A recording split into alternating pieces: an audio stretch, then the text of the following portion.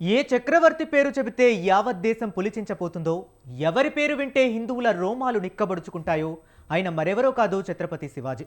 హిందూ ధర్మస్థాపనకు ఉద్భవించిన మహనీయుడుగా చరిత్ర పుటాల్లో నిలిచిపోయాడు. అత్యంత శక్తివంతులైన మొహలాయులకే చుక్కలు చూపించాడు.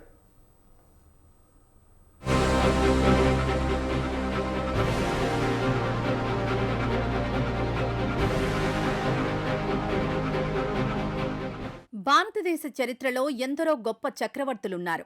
రాజు రాజ్యాలు మారినా చరిత్ర పుటల్లో చిరస్థాయిగా నిలిచిపోయిన మహనీయులు కొందరే. అలాంటి వారిలో ఒకరు ఛత్రపతి శివాజీ. మొఘల్ రాజులకు చుక్కలు చూపించిన మరాఠా మహారాజు శివాజీ. హైందవ మతాన్ని కాపాడేందుకు తన జీవితాన్నే పణంగా పెట్టారు.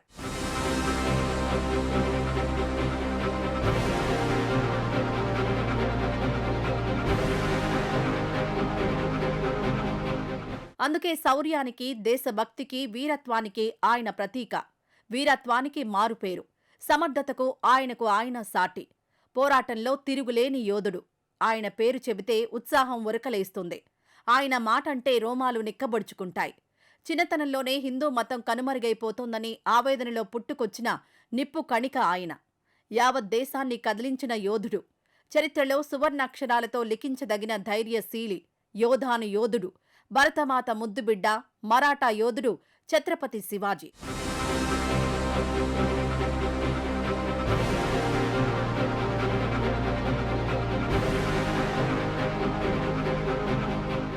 కష్టకాలంలో పుట్టుకొచ్చిన కారణ జన్ముడు.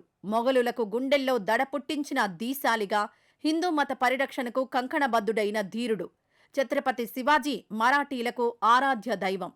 మొఘల్ రాజులకు భారత వీరుల శౌర్యాన్ని చాటిన ధీరుడు. రాజపుత్రుల యోధుడు.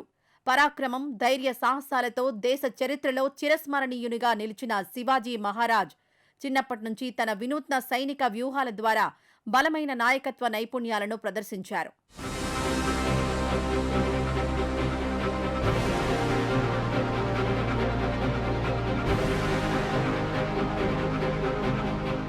పదహారు సంవత్సరాల వయసులో అతను టోర్నా కోటను స్వాధీనం చేసుకున్నాడు.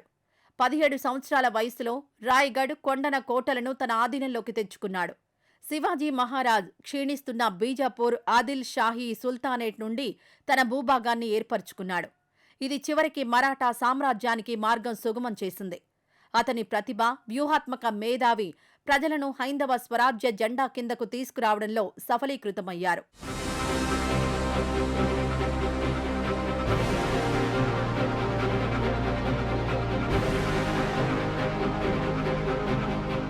ధైర్య సాహసాలకు, పరిపాలనా నైపుణ్యానికి మారుపేరుగా నిలిచారు. పూనా జాగీరు నుంచి హిందూ స్వరాజ్యాన్ని స్థాపించి మొఘల్, బీజాపూర్ సుల్తానేట్లతో పోరాడారు. హిందుత్వాన్ని పరిరక్షించిన ఆ యోధుడి జన్మదినోత్సవాన్ని భారతదేశ వ్యాప్తంగా ఒక పండుగలా జరుపుకుంటారు. ముఖ్యంగా మహారాష్ట్రలో ప్రత్యేక పండుగలా నిర్వహిస్తారు.